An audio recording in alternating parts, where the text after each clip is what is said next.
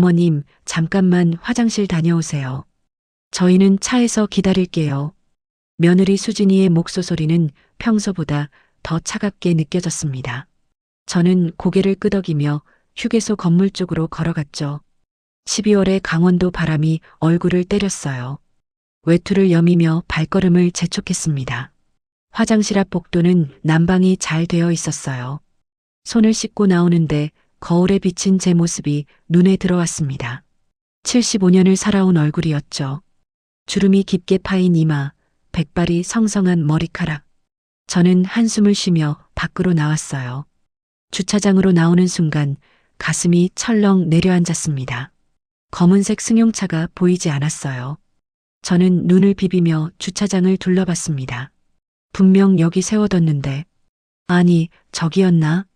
헷갈려서 주차장을 이리저리 걸어 다녔어요. 하지만 아무리 찾아봐도 민수와 수진이가 탄 차는 없었습니다. 아니, 이게 무슨... 중얼거리며 주차장 입구 쪽으로 달려갔어요. 혹시 주유를 하러 갔나 싶어서요. 하지만 주유소에도 그 차는 없었습니다. 저는 다시 원래 자리로 돌아와 서 있었죠. 10분이 지났습니다. 20분이 지났어요. 바람은 점점 더 차가워졌습니다. 손이 시려서 주머니에 넣으려는데 그제야 깨달았어요. 핸드폰이 없다는 걸요. 가방도 차 안에 두고 내렸습니다.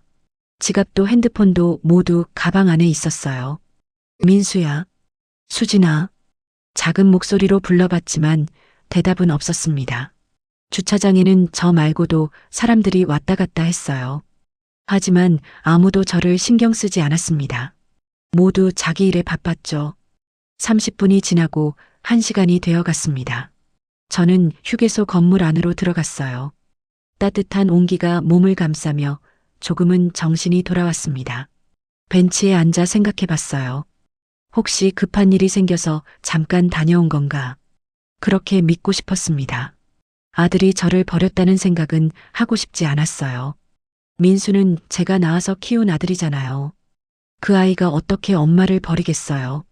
하지만 시간이 지날수록 불안감이 커졌습니다. 2시간이 지났어요. 3시간이 지났습니다. 해가 기울기 시작했죠. 12월의 해는 빨리 졌어요. 오후 5시쯤 되니 벌써 어두워지기 시작했습니다. 저는 휴게소 편의점 직원에게 다가갔어요. 저기 실례지만 혹시 전화 좀 빌려주실 수 있을까요? 젊은 여직원이 저를 쳐다봤습니다. 어르신, 무슨 일이세요? 제가 차를 놓쳤는데 연락할 방법이 없어서요. 직원은 잠시 고민하더니 고개를 끄덕였어요. 잠시만요. 매니저님 불러드릴게요. 5분쯤 지나 중년의 남자 직원이 왔습니다. 저는 상황을 설명했어요. 아들 내외와 함께 왔다가 화장실 다녀오는 사이 차가 사라졌다고요. 매니저는 심각한 표정을 지었습니다. 어르신, 그게 벌써 몇 시간 전이세요? 네. 낮 2시쯤이었어요. 지금 7시가 넘었는데요. 혹시 가족분들 전화번호 아세요? 저는 고개를 저었습니다. 핸드폰에만 저장되어 있었거든요. 요즘은 다들 그렇잖아요. 전화번호를 외우는 사람이 없었습니다.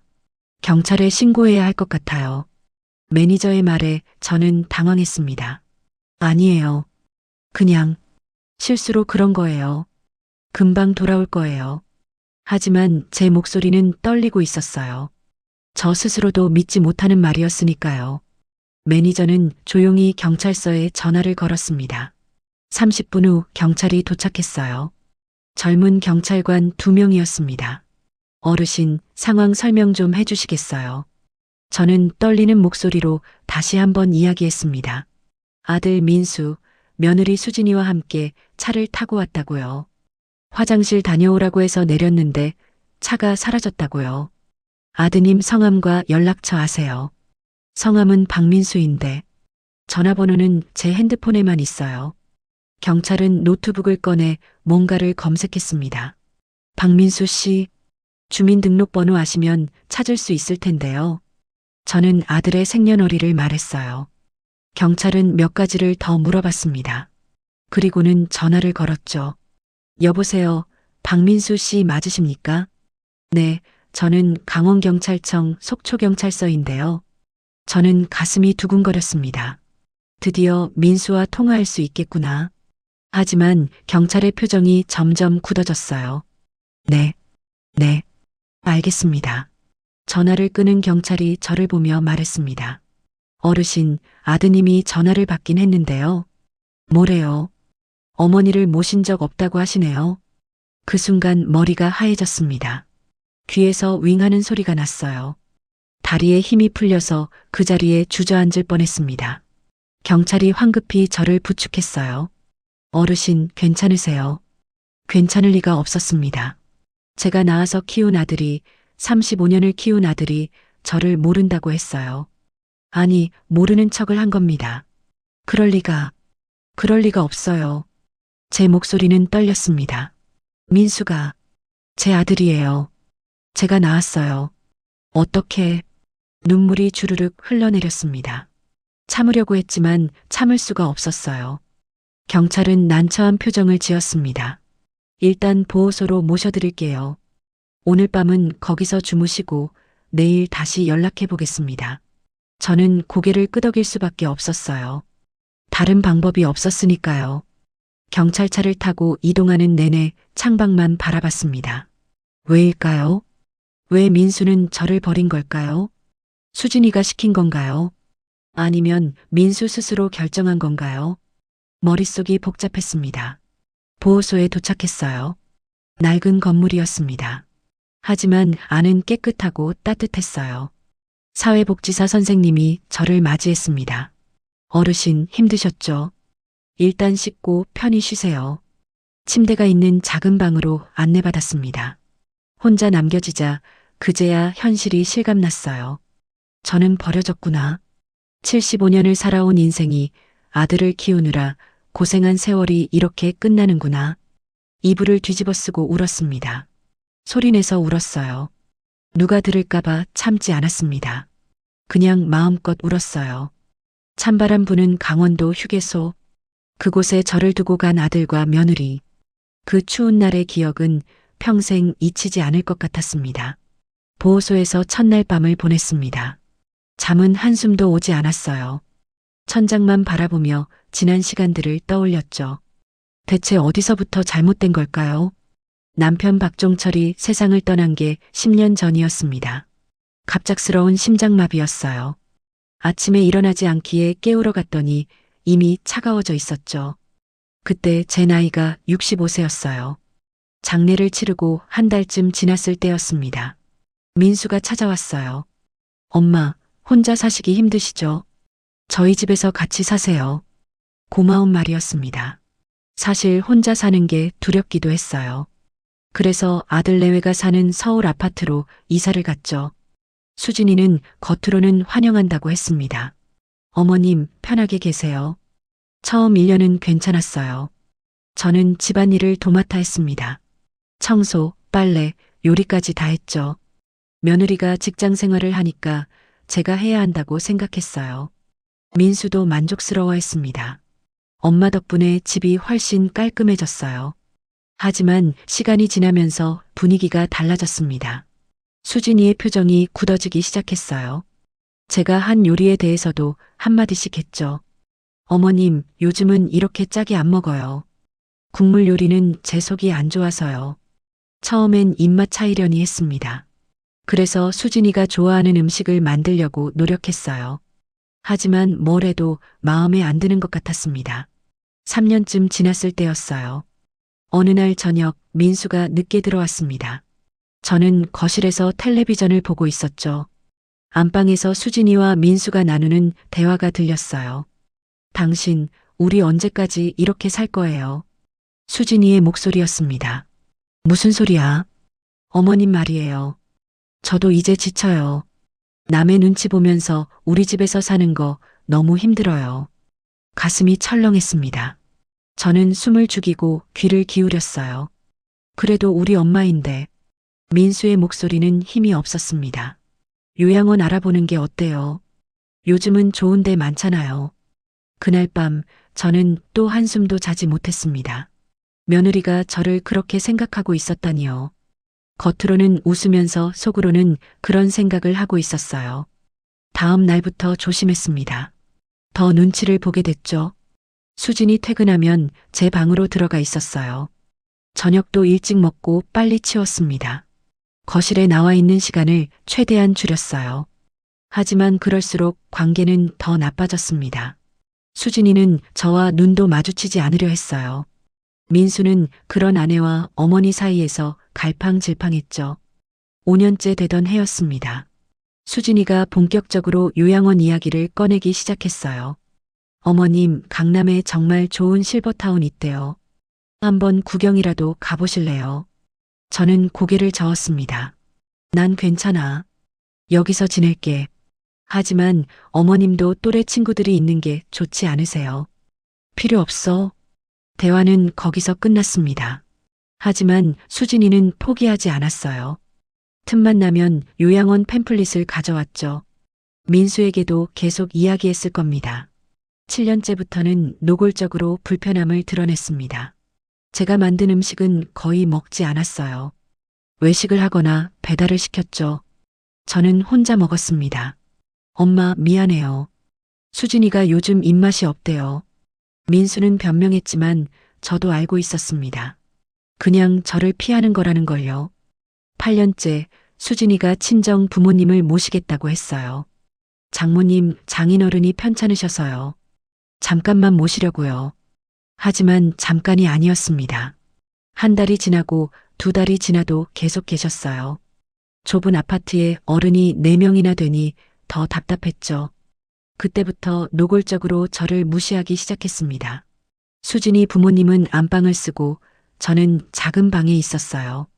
식사도 따로 했습니다. 수진이 부모님과는 외식을 하면서 저는 집에 혼자 남겨뒀죠. 9년째 되던 해가을, 수진이 부모님이 돌아가셨습니다. 그제야 집이 조용해졌어요. 하지만 수진이의 태도는 더 냉랭해졌습니다. 당신 어머니 때문에 우리 부모님 제대로 모시지도 못했어요. 안방에서 들려온 수진이의 목소리였습니다. 그게 무슨 소리야? 엄마는 아무 잘못도 없잖아. 존재 자체가 불편하다고요. 그 말을 듣는 순간 가슴이 무너졌습니다. 존재 자체가 불편하다니요. 저는 그저 며느리를 배려하려고 아들 내외에게 짐이 되지 않으려고 조심했는데요. 지난 10월이었습니다. 수진이가 또 요양원 이야기를 꺼냈어요. 어머님, 이번엔 정말 좋은 곳 찾았어요. 국가에서 지원도 해주고요. 싫다고 했잖아. 제 목소리는 단호했습니다. 어머님도 좀 생각해 보세요. 저희도 힘들어요. 내가 뭘 잘못했는데, 잘못했다는 게 아니라 그냥 각자 사는 게 나을 것 같아요. 그날 저녁 민수와도 이야기했습니다. 민수야, 엄마가 그렇게 불편하니? 아니에요, 엄마. 수진이가 좀 예민해서 그래요. 너희 둘이 편하게 살았으면 좋겠구나. 엄마. 민수는 아무 말도 하지 못했습니다. 그 침묵이 답이었죠. 11월 말이었어요. 수진이가 갑자기 제안했습니다. 어머님, 강원도 여행 어때요? 날씨 좋을 때 한번 가요. 의아했지만 거절할 이유도 없었습니다. 그렇게 12월 초 그날을 위해 차를 탔던 거예요. 이제 생각해보니 모든 게 계획된 일이었습니다. 수진이는 처음부터 저를 버릴 생각이었어요. 민수는 아내 말에 따랐고요. 보호소 침대에 누워 이 모든 걸 깨달았습니다. 10년 동안 눈치를 보며 살았지만 결국 버려졌어요. 아무리 조심해도 소용없었죠. 동이 트기 시작했습니다. 창밖으로 희미한 빛이 들어왔어요. 저는 일어나 세면대로 갔습니다. 거울 속 제 얼굴은 완전히 망가져 있었어요. 하지만 이상하게도 눈물은 나오지 않았습니다. 어제 다 쏟아봐요. 이제는 그냥 허무했습니다. 사회복지사 선생님이 아침 일찍 찾아왔어요. 어르신, 주무셨어요. 네. 아드님한테 다시 연락해봤는데 받지 않으시네요. 역시나였습니다. 민수는 끝까지 모른 척할 생각이에요. 괜찮아요. 이제 포기했어요. 제 목소리는 담담했습니다. 정말로 포기한 건지 아니면 그냥 지쳐서 그런 건지 저도 잘 모르겠어요. 그저 한 가지는 확실했습니다. 이제 아들에게 기대지 않고 살아야 한다는 것이요. 보호소 생활 일주일째였습니다. 처음엔 모든 게 낯설었어요. 낯선 사람들, 낯선 공간, 낯선 일상이었죠. 하지만 사람은 적응의 동물이라고 했던가요? 조금씩 익숙해지기 시작했습니다. 아침 7시에 기상종이 울렸어요. 함께 생활하는 어르신들이 3분 더 계셨습니다. 모두 저와 비슷한 처지였죠. 자식들에게 버림받았거나 갈 곳이 없는 분들이었어요. 식당에서 아침을 먹는데 옆자리 할머니가 말을 걸어왔습니다. 어르신, 언제 오셨어요? 일주일 됐어요. 아이고, 저는 3달 됐네요. 저도 처음엔 울기만 했는데 이젠 괜찮아요. 김순자 할머니였습니다. 72세라고 했어요. 딸 둘을 키웠는데 둘 다 시집가면서 연락을 끊었다고 하더군요. 자식이 뭐예요? 결국 남이에요. 할머니의 말에 가슴이 아팠습니다. 하지만 부정할 수도 없었어요. 제 아들도 결국 저를 남처럼 대했으니까요. 점심 식사 후 사회복지사 이영희 선생님이 저를 찾아왔습니다. 어르신, 오늘 할 일이 좀 있어요. 무슨 일인데요? 기초생활수급자 신청하셔야 해요. 그리고 임대주택 신청도요. 저는 고개를 끄덕였습니다. 이제 혼자 살아야 한다는 걸 받아들이기로 한 거예요. 아들을 기다려봤자 소용없었죠. 복지관 사무실로 갔습니다. 이영애 선생님이 서류를 꺼내 보여줬어요. 재산이 얼마나 되세요? 남편이 남긴 예금이 좀 있어요. 한 2천만 원쯤요. 그 정도면 기초수급 대상이 될 수 있어요. 월 40만 원 정도 받으실 수 있을 거예요. 40만 원. 많은 돈은 아니었지만 혼자 살기엔 충분했습니다. 검소하게 살면 되니까요. 서류를 작성하는데 2시간이 걸렸습니다. 이것저것 써야 할 게 많았어요. 손이 떨려서 글씨가 삐뚤빼뚤했죠. 임대주택은 시간이 좀 걸릴 거예요. 빨라도 3달은 기다리셔야 해요. 괜찮아요. 여기서 기다릴게요. 집으로 돌아오는 길, 김순자 할머니를 다시 만났습니다. 어디 갔다 와요? 서류 작성하러요. 잘했어요. 빨리 독립하는 게 나아요. 할머니는 제 팔을 잡았어요. 나 따라와 봐요. 보여줄 게 있어요. 따라간 곳은 보호소 뒤편 작은 방이었습니다. 안에는 재봉틀이 여러 대 있었어요. 여기가 뭐예요? 복지관에서 운영하는 작업장이에요. 여기서 간단한 옷 수선하고 만들기도 해요. 재봉틀을 보니 옛날 생각이 났습니다. 젊었을 때 양재학원을 다녔었어요.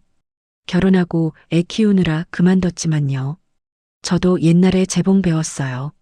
그래요. 그럼 여기서 같이 일해요. 심심하지도 않고 용돈도 벌고요. 다음 날부터 작업장에 나가기 시작했습니다. 처음엔 손이 굳어서 제대로 되지 않았어요. 하지만 며칠 지나니 감이 돌아왔죠. 동네 주민들이 수선할 옷을 가져왔습니다. 바지 단 줄이기, 지퍼 달기, 단추 달기 같은 간단한 일들이었어요. 한 건당 5,000원에서 1만 원을 받았습니다. 일주일에 서너 건씩 하니 한 달에 10만 원 정도 벌었어요. 많은 돈은 아니었지만 뿌듯했습니다. 제 손으로 번 돈이니까요. 한 달이 지났습니다. 보호소 생활에 완전히 적응했어요. 아침에 일어나서 작업장 가고 점심 먹고 또 일하고요. 저녁엔 다른 어르신들과 텔레비전을 봤습니다. 어느 날 저녁 김순자 할머니가 제 방으로 찾아왔어요. 순이마, 너 아들 생각 아직도 해? 가끔요. 그러지 마. 그 사람들은 이미 너를 잊었어. 할머니의 말은 냉정했지만 사실이었습니다. 할머니는 어떻게 견뎌요? 견디는 게 아니야. 받아들이는 거지. 자식 때문에 버려진 게 아니라 새로운 삶을 시작하는 거라고 생각하면 돼. 그 말이 가슴에 와닿았습니다. 버려진 게 아니라 새로운 시작이라니요. 그리고 말이야, 자식한테 받은 상처는 자식이 아니라 나 자신이 치유해야 돼. 남이 해줄 수 없어. 할머니는 제 손을 꼭 잡았어요. 우리 같이 잘 살아보자고. 혼자서도 충분히 행복할 수 있어. 그날 밤 오랜만에 편하게 잠들었습니다. 아들 생각에 잠 못 이루던 날들이 거짓말처럼요. 2달째 복지관에서 문화센터 수업이 있다는 공지가 붙었어요. 서예, 노래교실, 요가 같은 프로그램이었죠. 저는 서예 수업을 신청했습니다. 일주일에 2번, 화요일과 목요일 오후 2시에 수업이 있었어요. 선생님은 60대 초반의 남자 선생님이었습니다. 붓을 이렇게 잡으세요. 따라 해봤지만 쉽지 않았어요. 손이 떨려서 선이 삐뚤어졌죠. 천천히 하세요. 급할 거 없어요. 선생님의 목소리는 부드러웠습니다. 1시간 동안 선 긋기만 연습했어요. 지루할 법도 한데 재미있었습니다. 수업이 끝나고 나오는데 같은 수업 듣던 할머니가 말을 걸었어요.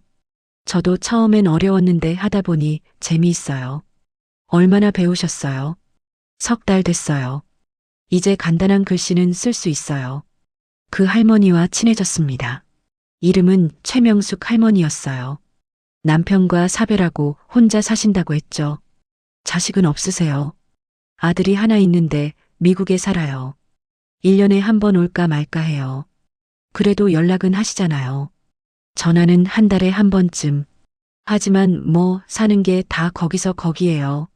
할머니는 씩 웃었습니다. 3달째 드디어 임대주택 입주 통보가 왔어요. 이영애 선생님이 기쁜 얼굴로 알려줬습니다. 어르신, 집 나왔어요. 다음 주에 입주하시면 돼요. 가슴이 두근거렸습니다. 드디어 제 집이 생기는 거예요.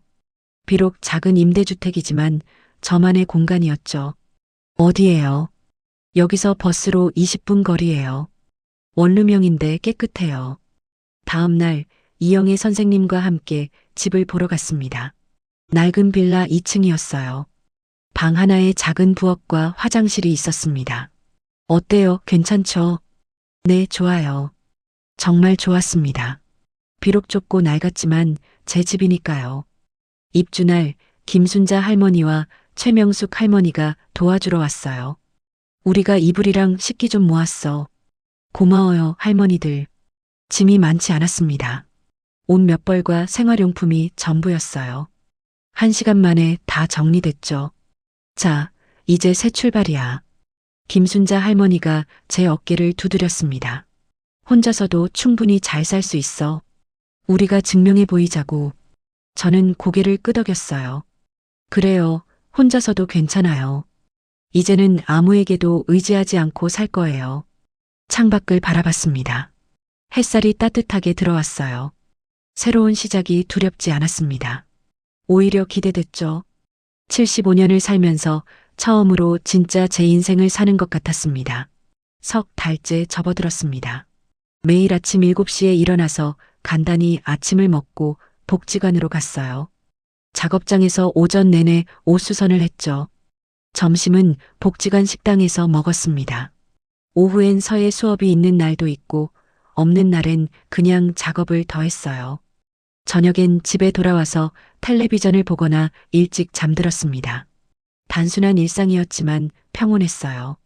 눈치 볼 일도 없었고 누구 비위를 맞출 필요도 없었죠. 제가 하고 싶은 대로 살았습니다. 김순자 할머니, 최명숙 할머니와는 일주일에 2~3번씩 만났어요. 같이 밥도 먹고 이야기도 나눴죠. 진짜 가족보다 더 가까운 사이가 됐습니다. 어느 날 저녁이었어요. 집에서 쉬고 있는데 낯선 번호로 전화가 걸려왔습니다. 복지관에서 만들어준 효도폰이었죠. 전화를 받는 사람이 거의 없었는데 누굴까 싶었어요. 여보세요. 엄마. 심장이 멎는 줄 알았습니다. 민수였어요. 3달 만에 듣는 아들 목소리였죠. 민수야. 엄마, 죄송해요. 목소리가 떨리고 있었습니다. 우는 것 같기도 했어요. 갑자기 왜 그러니? 그때는 제 정신이 아니었어요. 제 손도 떨렸습니다. 핸드폰을 떨어뜨릴 뻔했죠. 무슨 소리야? 수진이가 이혼하겠다고 했어요. 어머니 없으면 다시 생각해 보겠다고요. 가슴이 답답했습니다. 그래서 저를 버린 거였군요. 며느리의 협박 때문에요. 그래서 엄마를 버렸구나. 죄송해요, 엄마. 정말 죄송해요. 민수는 계속 사과했습니다. 하지만 사과로 되는 게 아니었어요. 수진이는 어떻게 됐니? 결국 이혼했어요. 한 달 전에요. 뭐라고? 어머니를 버리고도 수진이는 이혼하겠다고 했어요. 그게 핑계였던 거죠. 목소리에서 절망감이 느껴졌습니다. 지금 혼자 살아요. 회사도 그만뒀어요. 모든 게 무너졌어요. 잠시 침묵이 흘렀어요. 저는 뭐라고 말해야 할지 몰랐습니다. 엄마, 다시 같이 살아요. 제가 잘못했어요. 용서해 주세요. 예상했던 말이었습니다. 아들은 혼자 살게 됐으니까 다시 엄마가 필요했던 거예요. 생각해 볼게. 엄마, 지금은 말하기 싫구나. 나중에 전화할게. 전화를 끊었습니다. 손이 계속 떨렸어요. 가슴이 두근거렸죠. 다음 날 아침 김순자 할머니를 만났습니다. 순이마, 얼굴이 왜 그래? 무슨 일 있어? 어제 민수한테 전화 왔어요. 할머니의 표정이 굳었어요. 뭐래? 다시 같이 살자고요. 며느리랑 이혼했대요. 그래서 모르겠어요. 어떻게 해야 할지. 할머니는 한숨을 쉬었습니다. 순이마, 내가 뭐라고 할 순 없어. 하지만 한 가지만 생각해봐. 그 아들이 진짜 너를 원하는 거야? 아니면 그냥 필요해서 찾는 거야? 그 말이 머릿속을 맴돌았어요. 민수는 저를 원하는 걸까요? 아니면 혼자 사는 게 외로워서 찾는 걸까요? 일주일 후 민수가 또 전화했습니다. 엄마, 생각해봤어요. 아직이야. 제가 찾아가도 될까요? 한번 얘기하고 싶어요. 거절하고 싶었지만 목소리가 너무 애절했어요. 그래. 토요일 오후에 와. 토요일 오후 2시 민수가 왔습니다. 초인종이 울렸을 때 가슴이 쿵쾅거렸어요. 문을 열었습니다. 3달 만에 보는 아들이었죠. 살이 많이 빠져 있었어요. 얼굴도 창백했습니다. 엄마. 민수는 문 앞에서 그대로 주저앉아 울었어요. 죄송해요. 정말 죄송해요. 저는 가만히 서서 아들을 내려다봤습니다. 예전 같았으면 당장 안아줬을 거예요. 하지만 이젠 아니었죠. 들어와. 집 안으로 들어온 민수는 주위를 둘러봤어요. 여기서 사세요. 응. 너무 좁은 거 아니에요. 혼자 살기엔 충분해. 민수는 고개를 떨궜습니다. 엄마, 저 정말 후회하고 있어요. 매일 밤 잠도 못 자요. 그래서 다시 같이 살아요. 제가 잘할게요. 저는 천천히 말했습니다. 민수야, 넌 지금 외로워서 엄마를 찾는 거야. 진짜 엄마가 필요해서가 아니라. 아니에요. 나도 알아. 내가 또 누굴 만나면 나는 또 짐이 될 거야. 민수는 고개를 저었어요. 절대 그런 일 없을 거예요. 없을 거라는 보장이 어딨니? 수진이 만났을 때도 처음엔 잘했잖아. 할 말이 없는지 민수는 입을 다물었습니다. 엄마는 이제 혼자 사는 게 편해. 눈치 안 봐도 되고 비위 안 맞춰도 되고. 엄마, 내가 진짜 엄마를 생각한다면 내버려둬. 내가 선택한 삶이야. 민수는 한참을 울었어요. 저는 그냥 지켜봤습니다. 그럼 가끔 연락은 해도 돼요. 생각해 볼게. 제발요, 엄마. 완전히 끊지는 말아주세요. 저는 잠시 생각했습니다. 명절에는 연락하렴. 그것만 허락할게. 고마워요, 엄마. 민수는 1시간쯤 있다가 돌아갔어요. 떠나면서도 계속 뒤를 돌아봤죠. 문을 닫고 나니 다리에 힘이 풀렸습니다. 소파에 주저앉아 한참을 멍하니 있었어요. 아들을 거절한 게 맞는 걸까요? 하지만 다시 돌아간다면 똑같은 일이 반복될 게 뻔했어요. 저녁에 김순자 할머니한테 전화했습니다. 할머니, 민수가 다녀갔어요. 그래. 어떻게 했어? 거절했어요. 같이 살 수 없다고요. 잘했어, 순이마. 내 인생은 내가 사는 거야. 근데 할머니, 가슴이 너무 아파요. 그럴 거야. 자식인데. 하지만 시간이 지나면 괜찮아질 거야. 전화를 끊고 창밖을 봤습니다. 어둠이 내리고 있었어요. 그날 밤 오랜만에 눈물을 흘렸습니다. 하지만 후회는 하지 않았어요. 제 선택이 옳다고 믿었으니까요. 민수는 그 후로도 일주일에 한 번씩 전화했습니다. 안부를 물었죠. 저는 짧게 대답했어요. 길게 이야기하고 싶지 않았습니다. 한 달이 지났습니다. 민수의 전화는 2주일에 한 번으로 줄었어요. 그것도 괜찮았습니다. 저는 제 삶을 살기로 했으니까요. 아들에게 기댈 생각은 없었어요. 혼자서도 충분히 행복할 수 있다는 걸 이제 알았습니다.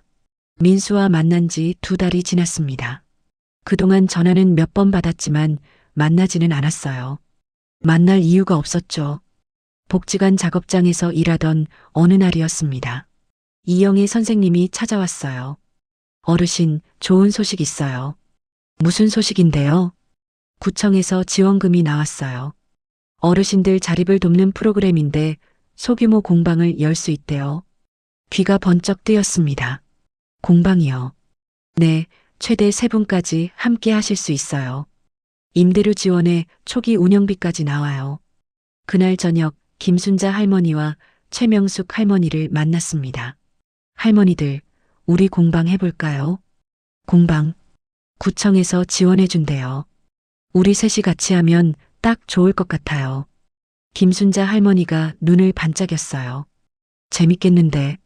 나도 젊었을 때 옷 만들었거든. 최명숙 할머니도 고개를 끄덕였습니다. 좋아요. 나이 들어서 새로운 일 시작하는 것도 의미 있을 것 같아요. 다음 날부터 준비에 들어갔습니다. 이영애 선생님이 서류 작성을 도와줬어요. 사업 계획서를 쓰고 예산안을 짰죠. 한 달 후 승인이 떨어졌습니다. 복지관 근처 작은 상가 건물 1층을 얻을 수 있었어요.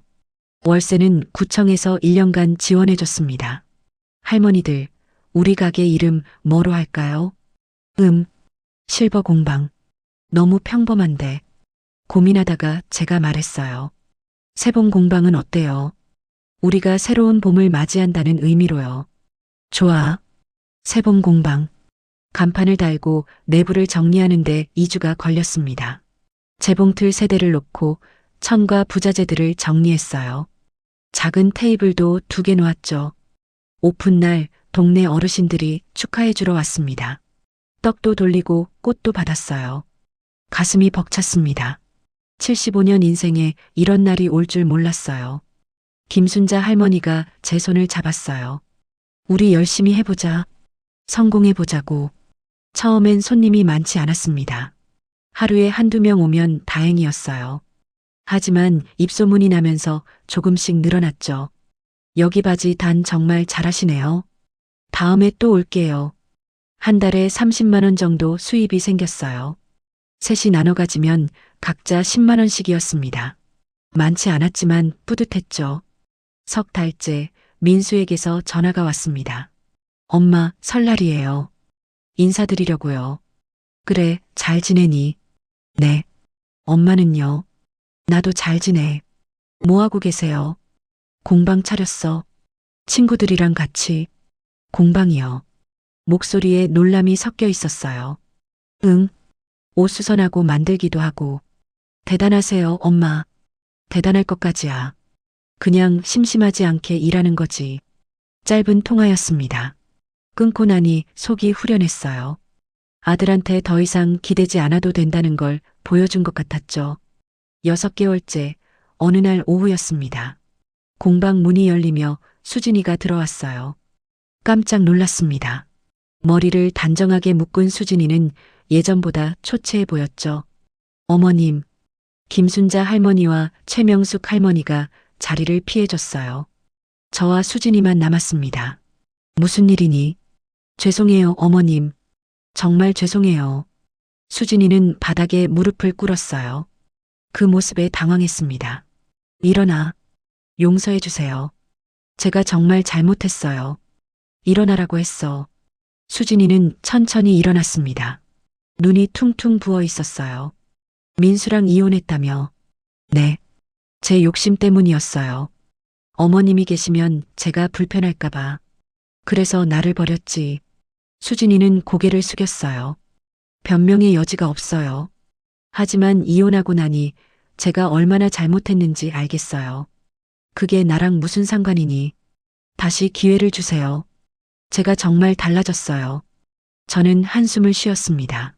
수진아, 내 마음이 진심으로 변하길 바래. 하지만 그건 나와는 상관없는 일이야. 어머님, 난 이제 너희 없이도 잘 살아. 보다시피 일도 하고 친구들도 있고. 수진이의 눈에서 눈물이 흘렀어요. 민수도 매일 후회하고 있어요. 어머님 찾으러 가고 싶어 해요. 오지 마. 명절 때 전화로 인사하는 것만으로 충분해. 정말 용서 못 하시는 거예요. 저는 수진이를 똑바로 봤습니다. 용서는 할 수 있어. 하지만 다시 함께 사는 건 별개야. 나는 내 인생을 살 거야. 수진이는 한참을 서 있다가 돌아갔어요. 뒷모습이 쓸쓸해 보였지만 마음이 흔들리지 않았습니다. 김순자 할머니가 들어왔어요. 괜찮아. 네, 괜찮아요. 잘했어. 내 선택이 맞아. 그날 저녁 집에 돌아와 거울을 봤습니다. 거울 속 제 얼굴은 예전과 달랐어요. 주름은 여전했지만 표정이 밝았습니다. 나는 이제 박수님으로 살아. 중얼거리며 미소 지었어요. 1년이 지났습니다. 공방은 제법 안정됐어요. 단골 손님들도 생기고 수입도 늘었죠. 한 달에 50만 원 정도 벌었습니다. 이영애 선생님이 또 다른 제안을 했어요. 어르신들, 구청에서 실버 모델 교실 한대요. 관심 있으세요? 실버 모델. 네, 나이 든 분들도 패션쇼 같은 거 하시더라고요. 재밌을 것 같은데. 김순자 할머니가 웃었습니다. 우리 나이에 무슨 모델이야. 하지만 최명숙 할머니는 관심 있어 했어요. 한번 해보는 것도 재미있을 것 같은데요. 결국 셋 다 신청했습니다. 일주일에 한 번 워킹 수업을 받았어요. 처음엔 어색했지만 점점 재미있어졌죠. 석 달 후 구청 주최 실버 패션쇼가 열렸습니다. 저희가 직접 만든 옷을 입고 무대에 섰어요. 조명이 켜지고 음악이 나왔습니다. 떨리는 마음으로 무대를 걸었죠. 관객들이 박수를 쳤어요. 무대를 내려오는데 누군가 꽃다발을 건넸습니다. 민수였어요. 엄마, 멋있어요. 깜짝 놀랐습니다. 언제 왔는지 몰랐어요. 어떻게 왔니? 구청 홈페이지에서 봤어요. 엄마가 나온다고 해서. 민수는 웃고 있었어요. 예전처럼 밝은 얼굴은 아니었지만 조금은 회복된 것 같았죠. 잘 봤어. 엄마, 정말 자랑스러워요. 혼자서 이렇게 잘 사시는 거 보니. 그래, 엄마는 잘 살아. 저도 이제 제대로 살려고 해요. 작은 회사에 취직했어요. 잘했구나. 명절 때 전화해도 돼요. 그래, 전화해. 민수는 고개를 숙여 인사하고 돌아갔어요. 뒷모습을 보며 생각했습니다. 이 정도 거리가 딱 좋아. 너무 가깝지도 너무 멀지도 않은 거리. 그게 저와 아들 사이에 필요한 거였어요. 공방으로 돌아왔습니다. 할머니들이 기다리고 있었어요. 순임아, 축하해. 오늘 최고였어. 고마워요, 할머니들. 할머니들 덕분이에요. 셋이 손을 맞잡았습니다. 우리 앞으로도 계속 이렇게 살자. 그래, 함께 늙어가자. 창밖으로 봄바람이 불어왔어요. 정말로 새로운 봄이었습니다. 저는 이제 누구에게도 의지하지 않았어요. 당당한 박수님으로 살아갈 겁니다. 공방을 연 지 1년이 넘었습니다.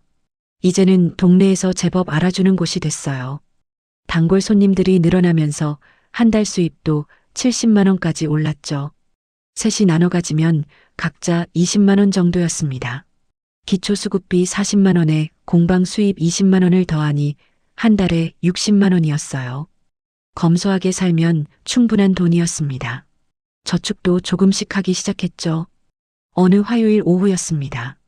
공방에서 바지단을 수선하고 있는데 문이 열렸어요. 40대로 보이는 여자였습니다. 어서 오세요. 여기가 세봉 공방 맞죠? 네, 맞아요. 여자는 주위를 둘러보더니 가방에서 옷을 꺼냈어요. 이 원피스 좀 고쳐주실 수 있어요? 옆선이 터졌거든요. 보여주세요. 옷을 받아 살펴봤습니다. 깔끔하게 박음질을 다시 하면 될 것 같았어요. 3일 정도 걸릴 거예요. 괜찮아요. 천천히 해주세요. 여자는 접수증을 받아들고 나갔습니다. 평범한 손님이라고 생각했죠. 3일 후 여자가 다시 왔습니다. 수선한 옷을 건네줬어요. 와, 정말 깔끔하네요. 새 옷 같아요. 잘 입으세요. 여자는 돈을 내며 물었어요. 혹시 여기서 옷도 만들어 주시나요? 간단한 건 가능해요. 어떤 걸 원하세요? 블라우스 하나 만들고 싶은데요. 제가 천을 가져오면 될까요? 그럼요. 일주일 후 여자는 예쁜 꽃무늬 천을 들고 왔어요. 디자인도 그려왔더군요. 이렇게 만들어 주실 수 있어요. 도안을 보니 어렵지 않았습니다. 일주일 주세요. 블라우스를 만드는 동안 정성을 다했어요.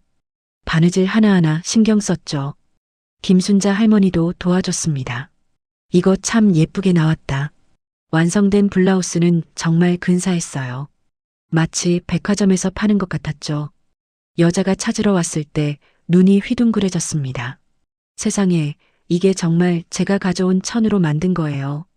네, 마음에 드세요. 마음에 들다뇨. 완전 예술이에요. 여자는 그 자리에서 입어봤어요. 핏도 완벽했습니다. 얼마예요? 15만 원이에요.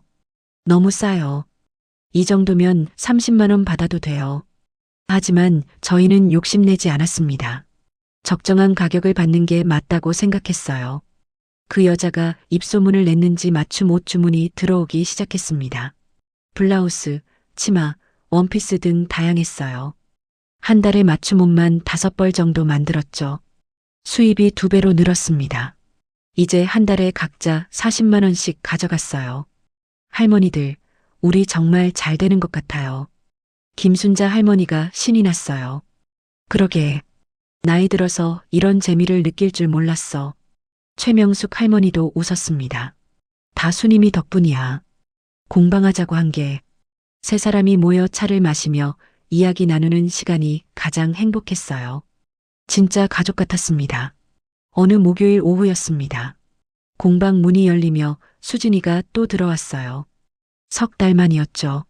어머님, 이번엔 무릎 꿇지 않았습니다. 그냥 조용히 서 있었어요. 또 왜 왔니? 그냥 어머님 얼굴 보고 싶어서요. 볼 만큼 봤으면 가. 수진이는 공방 안을 둘러봤습니다. 여기 정말 예쁘네요. 어머님이 다 꾸미신 거예요. 친구들이랑 같이. 어머님, 저 진짜 반성하고 있어요. 저는 하던 일을 멈추지 않았습니다. 바느질을 계속하며 대답했어요. 반성은 내 마음속으로 하면 돼. 나한테 보여줄 필요 없어. 민수도 많이 힘들어해요. 그건 민수 문제야. 수진이는 한참을 서 있다가 가방에서 봉투를 꺼냈어요. 이거, 그때 어머님 가방이에요. 휴게소에 두고 온. 가슴이 철렁했습니다. 그날의 기억이 떠올랐어요. 왜 이제 가져와? 용기가 안 났어요. 그냥 버릴까도 생각했는데 그럴 순 없었어요. 가방을 받아 열어봤습니다. 지갑과 핸드폰이 그대로 들어 있었어요. 오래된 사진도 몇 장 있었죠. 이제 필요 없어. 핸드폰은 새로 만들었고 지갑도 새로 샀어. 그래도 가져가. 나는 과거에 연연하지 않아. 수진이의 얼굴이 일그러졌어요. 어머님, 제가 정말 잘못했어요. 용서해달라는 게 아니에요. 그냥 후회한다는 말을 하고 싶었어요. 들었어. 이제 가. 수진이는 결국 가방을 들고 나갔습니다. 문이 닫히고 나서야 한숨을 쉬었어요. 김순자 할머니가 물었어요. 괜찮아. 네, 괜찮아요. 이젠 흔들리지 않아요. 그날 저녁 집에 돌아와 옛날 사진을 꺼내봤습니다. 남편과 찍은 사진, 어린 민수를 안고 있는 사진들이었어요. 행복했던 시절이었죠. 하지만 그건 과거일 뿐이었습니다. 사진을 서랍 깊숙이 넣어뒀어요. 더 이상 과거에 매달리지 않기로 했죠. 2달 후 명절이 다가왔습니다. 추석이었어요. 명절 아침 민수에게서 전화가 왔습니다. 엄마, 추석 잘 보내세요. 너도 잘 지내. 혼자 괜찮으세요? 응. 친구들이랑 같이 보낼 거야. 그래도 명절인데. 명절이라고 특별할 거 없어. 그냥 평소처럼 지내면 돼. 민수는 잠시 말이 없다가 물었어요. 수진이가 다녀갔다면서요? 응. 뭐라고 하던가요? 별로 할 말 없었어. 엄마가 행복해 보여서 다행이에요. 그 말에 마음이 조금 누그러졌습니다. 민수야, 너도 잘 살아. 과거에 얽매이지 말고. 네, 엄마. 감사해요. 전화를 끊고 복지관으로 갔어요. 명절 특별 행사가 있었거든요. 복지관 식당에서 어르신들과 함께 송편을 빚었습니다. 다 같이 모여 밥도 먹고 노래도 불렀죠. 김순자 할머니와 최명숙 할머니도 함께였어요. 순이마, 우리 진짜 가족 같지? 맞아요. 피는 안 섞였지만 진짜 가족이에요. 세 사람이 손을 맞잡았습니다. 명절이 지나고 일주일 후였어요. 구청에서 연락이 왔습니다. 어르신 축하드려요. 우수 자활사업체로 선정되셨어요. 우수 자활사업체요. 네, 상금도 있고 앞으로 2년간 추가 지원도 받으실 수 있어요. 기쁜 소식이었습니다. 공방을 더 키울 수 있는 기회였죠. 할머니들에게 말했어요. 우리 공방 확장할까요? 자리도 넓히고 재봉틀도 더 사고. 좋아. 해보자. 한 달 후 옆가게가 비어서 두 칸을 합쳤습니다. 공간이 2배로 넓어졌어요. 재봉틀도 5대로 늘렸죠. 이제 제대로 된 가게 같네. 벽에는 저희가 만든 옷들을 걸어뒀습니다. 쇼룸 같은 느낌이었어요. 손님들이 더 많이 찾아왔습니다. 이제는 하루에 5-6명씩 왔어요. 여기 소문 들었어요. 정말 실력이 좋으시다면서요. 과찬이세요. 바쁜 나날이었지만 행복했습니다. 나이 들어서 이렇게 보람찬 일을 할 수 있다는 게 감사했어요. 저녁에 집에 돌아와 거울을 봤습니다. 1년 전보다 얼굴이 훨씬 밝아졌어요. 이게 진짜 내 인생이구나. 중얼거리며 웃었습니다. 버려진 게 아니라 자유를 얻은 거였어요. 그 추운 겨울날 강원도 휴게소에서 시작된 제 진짜 인생이었습니다. 공방을 연 지 1년 반이 지났습니다. 이제는 동네를 넘어서 옆 동네에서도 손님들이 찾아왔어요. 인터넷에 후기가 올라가면서 젊은 손님들도 늘었죠. 할머니, 인스타그램 보고 왔어요. 인스타그램이 뭐니? 사진 올리는 거예요. 여기 진짜 유명해요. 신기했습니다. 나이 든 저희가 젊은 사람들 사이에서 유명해지다니요. 어느 날 한방송국 PD라는 사람이 찾아왔어요. 어르신들, 저희 프로그램에 나오실 의향 있으세요? 방송이요. 네, 실버 창업 성공 사례를 다루는 프로그램인데요. 어르신들 이야기가 딱 맞을 것 같아서요. 김순자 할머니가 손사래를 쳤습니다. 아이고, 우리가 무슨 방송을. 그냥 먹고 살려고 하는 건데. 하지만 PD는 끈질겼어요. 어르신들의 삶 자체가 많은 분들에게 희망이 될 거예요. 결국 촬영을 하기로 했습니다. 일주일 후 촬영팀이 왔어요. 카메라 서너 대에 조명까지 설치했죠. 자연스럽게 평소처럼 일하시면 돼요. 긴장됐지만 최대한 편하게 행동했습니다. 손님 응대하고 옷 수선하는 모습을 찍었어요. 인터뷰도 했죠. 어르신, 공방 시작하게 된 계기가 뭐예요? 카메라 앞에서 솔직하게 말했습니다. 자식한테 버려졌어요. 한겨울에 휴게소에 혼자 남겨졌죠. PD의 눈이 커졌어요. 그 후에 어떻게 하셨어요? 보호소에서 지내다가 혼자 살기로 결심했어요. 그리고 이 친구들을 만났죠. 김순자 할머니와 최명숙 할머니를 가리켰습니다. 우리끼리 가족이 됐어요. 피는 안 섞였지만 진짜 가족보다 더 끈끈해요. 방송은 2주 후에 나갔습니다. 저희 셋이 모여서 함께 봤어요. 화면에 새봄 공방이 나왔습니다. 저희가 일하는 모습, 웃으며 이야기하는 모습이 담겨 있었죠. 와, 우리 잘 나왔네. 방송이 나간 다음 날부터 전화가 빗발쳤습니다. 거기 새봄 공방 맞죠? 방송 봤어요. 옷 맡기고 싶은데 가능한가요? 일주일치 예약이 꽉 찼어요. 너무 바빠서 새벽부터 밤까지 일했습니다. 할머니들, 사람 한 명 더 뽑을까요? 그래야 할 것 같아. 우리만으론 벅차. 복지관에 공고를 냈습니다. 며칠 후 60대 초반 여성이 찾아왔어요. 저 재봉 20년 했어요. 뽑아주세요. 이름은 박미경이었습니다. 실력을 확인해 보니 정말 좋았어요. 내일부터 나오세요. 4명이 되니 일이 훨씬 수월했습니다. 역할도 나눴어요. 저는 디자인과 상담을 맡고 김순자 할머니는 재단을, 최명숙 할머니와 박미경 씨는 봉제를 했죠.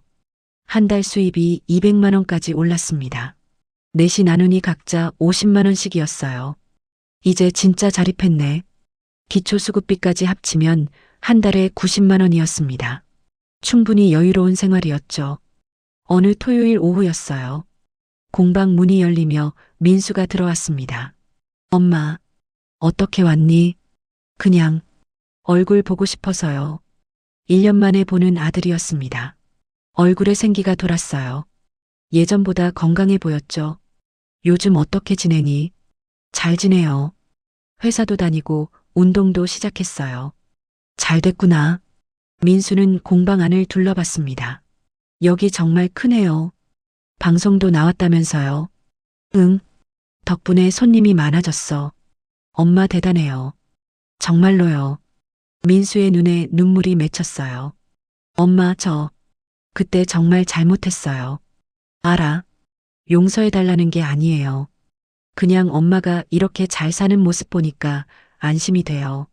저는 잠시 생각하다가 물었습니다. 점심 먹었니? 아직이요. 같이 먹을래? 민수의 얼굴이 환해졌어요. 근처 국밥집에 갔습니다. 둘이 마주 앉아 밥을 먹었어요. 엄마, 맛있어요. 많이 먹어. 식사하는 내내 민수는 조심스러웠습니다. 눈치를 보는 게 느껴졌어요. 민수야. 네, 엄마. 너무 조심하지 마. 우린 모자지간이야. 완전히 끊을 순 없어. 엄마. 하지만 예전으로 돌아갈 순 없어. 나는 내 삶이 있고 너는 내 삶이 있어. 민수는 고개를 끄덕였습니다. 알아요. 욕심 안 부릴게요. 그냥 가끔 이렇게 밥 먹을 수 있으면 좋겠어요. 그 정도는 괜찮아. 식사를 마치고 공방으로 돌아왔어요. 민수는 차에서 뭔가를 꺼냈습니다. 엄마, 이거 드세요. 건강식품이었어요. 이런 거 안 사도 돼. 그래도 드세요. 제가 드리고 싶어서요. 받아들였습니다. 거절하면 민수가 더 마음 아파할 것 같았어요. 고맙다. 민수는 웃으며 돌아갔습니다. 뒷모습이 예전보다 당당해 보였어요. 저녁에 할머니들과 이야기했습니다. 오늘 민수가 다녀갔어요. 그래. 어땠어? 많이 변한 것 같아요. 철이 든 것 같더라고요. 김순자 할머니가 말했어요. 그래도 조심해. 사람은 쉽게 안 변해. 알아요. 그래서 거리를 두기로 했어요. 가끔 밥 먹는 정도만요. 그게 맞아. 한 달에 한 번 정도 민수를 만났습니다. 식사하고 간단히 이야기 나누는 정도였어요. 더 이상도 덜 이상도 아니었죠. 어느 날 민수가 여자친구가 생겼다고 말했습니다. 엄마, 좋은 사람 만났어요. 그래. 잘 됐네. 소개해드려도 될까요? 잠시 망설였습니다. 하지만 거절할 이유도 없었어요. 좋아. 다음 주 민수는 여자친구와 함께 왔어요. 30대 후반으로 보이는 차분한 인상의 여자였습니다. 어머님, 처음 뵙겠습니다. 저는 한지영이에요. 그래요. 반가워요. 지영 씨는 예의 바르고 조용했어요. 수진이와는 전혀 다른 스타일이었죠. 민수 씨한테 어머님 이야기 많이 들었어요. 정말 대단하세요. 대단할 것까지야. 그냥 먹고 살려고 하는 거지. 아니에요. 저도 본받고 싶어요. 함께 식사하며 이야기를 나눴습니다. 지영 씨는 민수를 진심으로 아끼는 것 같았어요. 헤어지며 지영 씨가 말했어요. 어머님, 저희 결혼하면 꼭 알려드릴게요. 그래요. 행복하게 잘 살아요. 어머님도 초대하고 싶어요. 저는 웃으며 대답했습니다. 생각해 볼게요. 민수와 지영 씨가 떠나고 공방으로 돌아왔어요. 할머니들이 물었습니다. 어땠어? 괜찮은 사람 같더라고요. 결혼식 갈 거야. 글쎄요. 아직 모르겠어요. 하지만 마음 한구석이 따뜻했습니다. 아들이 좋은 사람을 만나 행복해하는 모습이 보기 좋았어요. 그날 밤 침대에 누워 생각했습니다. 1년 반 전 찬바람 부는 휴게소에 버려졌을 때는 세상이 끝난 줄 알았어요. 하지만 지금은 달랐죠. 제 일이 있고 친구들이 있고 보람된 삶이 있었습니다. 아들과도 적당한 거리를 유지하며 지낼 수 있었어요. 이게 진짜 행복이구나. 중얼거리며 눈을 감았습니다. 버려진 게 아니라 진짜 제 인생을 찾은 거였어요. 누구에게도 의지하지 않는 당당한 박수님의 인생이었습니다.